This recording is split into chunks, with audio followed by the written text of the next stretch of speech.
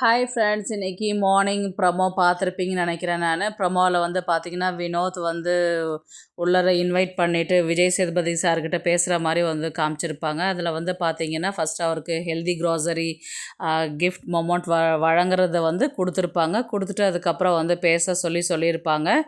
என்ன ரீசன் அப்படின்ற மாதிரி பார்த்தீங்கன்னா, அமௌண்ட் எடுத்தது வந்து அரோரா சொல்லி எடுத்தாங்க, வியானா சொல்லி எடுத்தாங்க, திவ்யா சொல்லி எடுத்தாங்க அப்படின்ற மாதிரி தான் நியூஸ் போயிட்டு இருந்தது. அவரே வந்து கிளியராக கன்ஃபார்ம் பண்ணிட்டாரு. நானா தான் என்னுடைய தெரிஞ்சு தான் நான் எடுத்தேன் அப்படின்ற மாதிரி தான் வந்து வினோத்தே சொல்லிட்டாரு. மற்றவங்கள யாரையும் திட்டாதீங்க அப்படின்ற மாதிரியும் அவர் மென்ஷன் பண்ணியிருக்கிறாரு.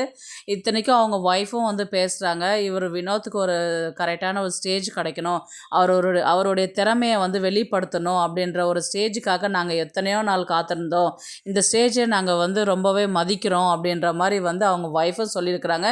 இந்த அமௌண்ட் வந்து எங்களை பொறுத்தவரையிலும் ரொம்ப பெரிய அமௌண்ட்டு தான். இது எங்களுக்கு கிடைச்சதே மன நிறைவோடு நாங்கள் எடுத்துகிட்டு போகிறோம் அப்படின்ற மாதிரி அவங்க ஒய்ஃபும் சொல்லியிருப்பாங்க.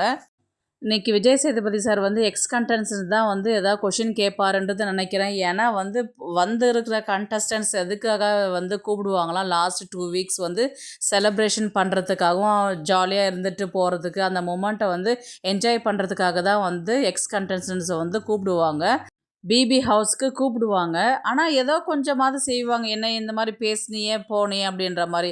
ஆனால் இந்த வாட்டி பார்த்தீங்கன்னா ரொம்பவே வந்து ஃப்ராங்காகவே என்னை ஏன் இப்படி பேசின, என்னை ஏன் இப்படி பண்ணின அப்படின்ற மாதிரி வந்து ரொம்ப கிளியராகவே வந்து இப்போ வந்திருக்கிற கண்டஸ்டன்ஸ் அத்தனை பேருமே சொல்கிறாங்க.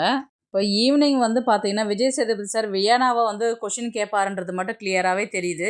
ஏன்னா கார் டாஸ்க்கை பற்றி வந்து வியானா வந்து சாண்ட்ரா கிட்ட ஓப்பனாகவே சொல்லியிருக்கிறதுனால நீங்கள் நடிக்கிறீங்க அப்படின்ற மாதிரி வந்து அவங்க கிளியராகவே சொல்லிட்டாங்க இல்லைங்களா.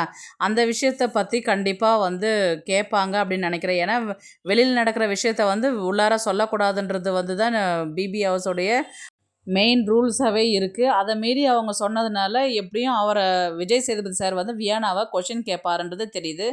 இதை பற்றி உங்களுடைய கருத்து என்னன்றது கமெண்ட் பண்ணுங்கள் ஃப்ரெண்ட்ஸ். தேங்க்ஸ் ஃபார் வாட்சிங்.